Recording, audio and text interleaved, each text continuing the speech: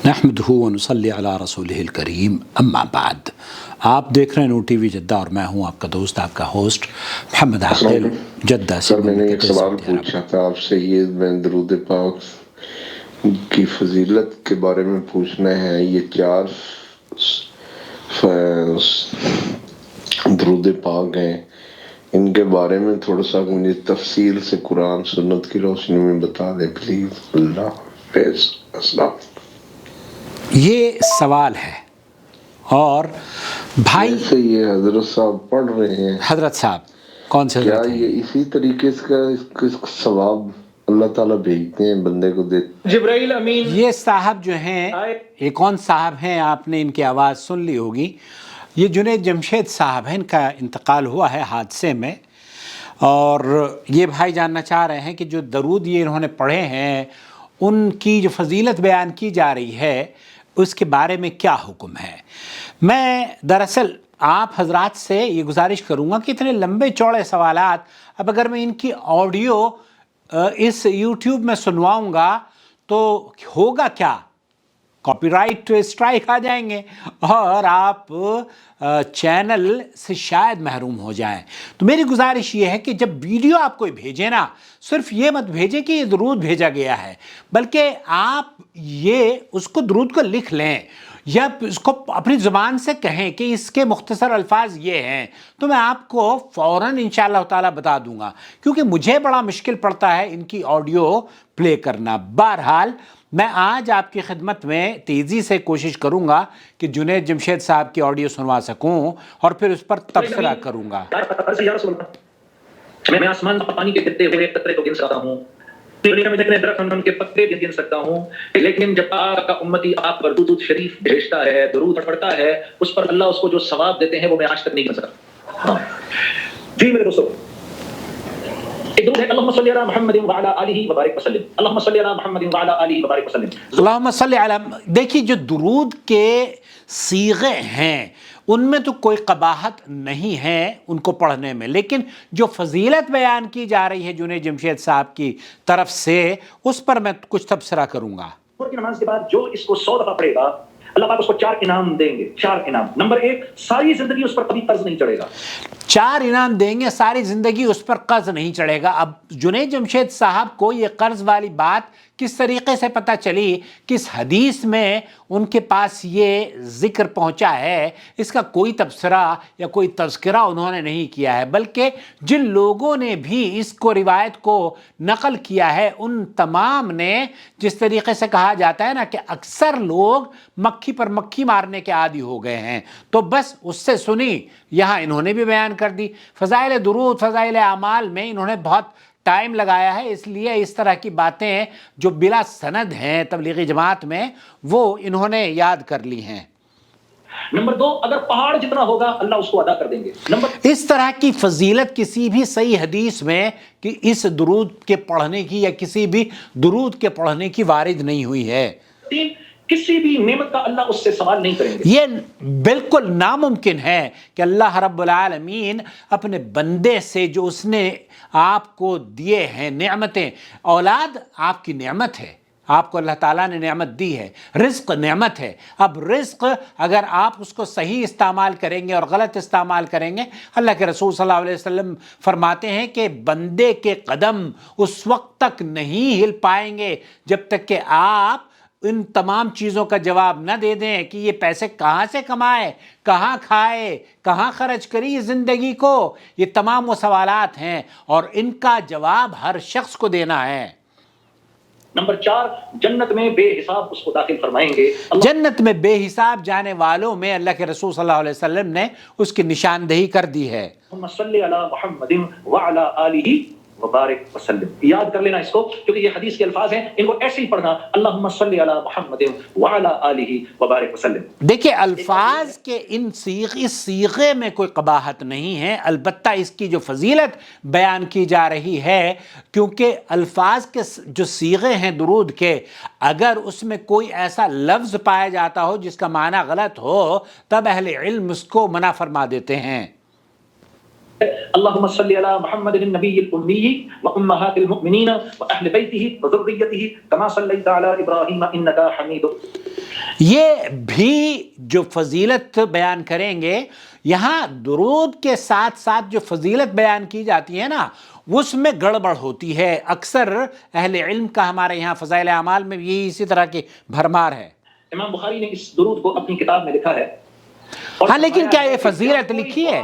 کرو اور یہ چاہو کہ تمہاری اس دعا کو اللہ پاک بہت ہی بڑے دعا کی قبولیت کے لیے محققین نے، محدثین نے، علماء نے اس کو بتایا ہے کہ یہ وجوب جو دعا کی قبولیت کے اسباب میں سے ایک سبب یہ بھی ہے کہ آپ اول اور آخر درود شریف پڑھیں، لیکن یہ ضروری نہیں ہے، یہ ضروری نہیں ہے، کیونکہ آپ اگر بغیر درود کے بھی دعا پڑھتے ہیں، میرے چینل پر ویڈیو موجود ہے، تب بھی دعا اللہ رب العالمین قبول فرماتا ہے۔ کا شرف عطا فرمائیں تو اس درود کو پڑھو، یہ بخاری شریف میں موجود ہے۔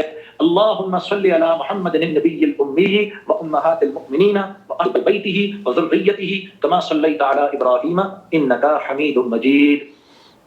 اور جس نے یہ درود پڑھ لیا، یہ تیسرا ہے، اللہ ان محمد صلی اللہ علیہ وسلم ما هو اہلہ، اے اللہ جیسی جزا محمد صلی اللہ علیہ وسلم کی شایان شان ہے وہ تو ان کو عطا فرما۔ جزا اللہ ان محمد صلی اللہ علیہ وسلم ما هو اہلہ، ایک دفعہ پڑھنے پر 2 روایتیں، یا تو 70 سال تک ملائکہ اس کے ثواب کو لکھتے رہیں گے، 70 سال تک ملائکہ اس کے ثواب کو لکھتے رہیں گے۔ اور اس کے بارے میں شیخ کیا فرما رہے ہیں؟ وجزا اللہ عنا محمدا ما هو اہلہ، ما صحت هذا الدعاء، ما صحت هذا الدعاء، یہ جو دعا ہے، یہ جو درود ہے، اس کی صحت کے بارے میں کیا حکم ہے؟ أن ينفع بالمتكلمين والمشاهدين آمين يا رب العالمين. اللهم لا علم لنا إلا ما علمتنا إنك أنت العليم الحكيم. اللهم انفعنا بما علمتنا وعلمنا ما ينفعنا وزدنا علما. آمين. أما ما ذكره الأخ السائل عن قوله جزى الله محمدا بما هو أهله، فهذه رواية وردت عند الطبراني وعند غيره وهي ضعيفة لا تصح. لا تصح، شیخ عبدالعزیز السند یہ کہہ رہے ہیں کہ لا تصح۔ اور اس کے بارے میں ایک اور سوال پوچھا جا رہا ہے، تو هذا الحديث رواه الطبراني في المعجم الأوسط وفي المعجم الكبير وابو نعیم في واسماعیل، کئی کتابوں میں اس کو نقل کیا گیا ہے، لیکن اس کی صحت کے بارے میں اکثر اہل علم کا، بلکہ علامہ البانی رحمۃ اللہ علیہ ہیں اور دیگر محققین کا، یہی لسان المیزان میں ابو حاتم الرازی اور دوسری کتابوں میں محمد بن خلف وکیع فی اخبار القضاء، ان تمام کتابوں میں یہ لکھا ہے کہ وہذا اسنادہ وأيضا جعفر بن عیسیٰ، اس میں ایک راوی ہیں جو کہ صحت کے اعتبار سے ان کو میزان الاعتدال میں اور دیگر محدثین نے ان کو ضعیف الاسناد جداً کہا ہے، اور لا يصح عن النبی صلی اللہ علیہ وسلم معنی صدق رسول اللہ صلی اللہ علیہ وسلم واضح لا يحتاج الى سؤال وهو اقرار من الراوی للحدیث۔ تو یہاں شیخ یہ بیان فرما رہے ہیں کہ یہ جو روایت پیش کی جا رہی ہے یہ طبرانی کے اندر موجود ہے، لیکن یہ بہت ہی ضعیف روایت ہے۔ اور تو یہاں انہوں نے جو فضائل بیان کیے وہ بھی سن لیجئے۔ 70 سال تک، ایک روایت تو یہ ہے۔ دوسری روایت یہ ہے 70 سال تک فرشتے آپ کے لیے دعائیں مغفرت کرتے رہیں گے۔ یہ فضیلت جو بیان کی جا رہی ہے یہ بھی کسی صحیح حدیث سے ثابت نہیں ہے۔ 1000 ملائکہ اس کے ثواب کو 70 سال تک لکھتے رہیں گے، لکھتے لکھتے تھک جائیں گے، اس کا ثواب ختم نہیں۔ اب 1000 ملائکہ، جب یہ حدیث ہی صحیح نہیں ہے اور اس کے مختلف راوی ہیں جو کہ جن کے بارے میں محققین نے لکھا ہے کہ یہ درست نہیں ہیں، تو یہ اس پر حدیث پر اس سے فضائل اخذ کرنا یہ درست نہیں ہے۔ ایک کام ایسا ہے کہ جو اللہ رب العزت خود بھی فرما رہے ہیں، اللہ کے ملائکہ بھی کر رہے ہیں، اور اللہ پاک ہمیں بھی کرنے کو کہہ رہے ہیں، وہ کیا ہے؟ ان اللہ وملائکتہ یصلون علی النبی یا ایھا الذین آمنوا صلوا علیہ وسلموا تسلیما۔ علماء اس کی تفسیر یوں بھی فرماتے ہیں، سنو میرے بھائی اور میری بہنوں، علماء اس کی تفسیر قرآن کریم کی آیت ہے، ہم آپ کا احترام کرتے ہیں۔ اللہ کے نبی صلی اللہ علیہ وسلم پر درود بھیجتے ہیں، اے ایمان والو تم بھی ان پر درود بھیجو۔ اور تفسیر میں فرماتے ہیں کہ جب یہ کائنات ختم ہو جائے گی، اس کائنات کا نظام ختم ہو جائے گا، 7 زمین 7 آسمان اور اس کے ملائکہ اللہ پاک ختم فرما دیں گے، تب بھی جب اللہ پاک واحد و یکتا ہوں گے تب بھی اپنے حبیب پر درود بھیج رہے ہوں گے۔ اب یہ بہرحال اس طرح کی باتیں جنید جمشید صاحب کرتے ہیں۔ زمین و آسمان کو بنانے سے اللہ رب العزت نے 1000 سال پہلے سورہ یاسین کو پڑھا۔ یہ علماء بیٹھے ان سے پوچھ لینا، زمین و آسمان کو بنانے سے علماء سے آپ پوچھیں نا، اس کی سند آپ بیان کریں۔ سورہ یاسین شروع کیسے ہوتی ہے؟ یاسین، یہ تو ہمارے نبی کا نام ہے۔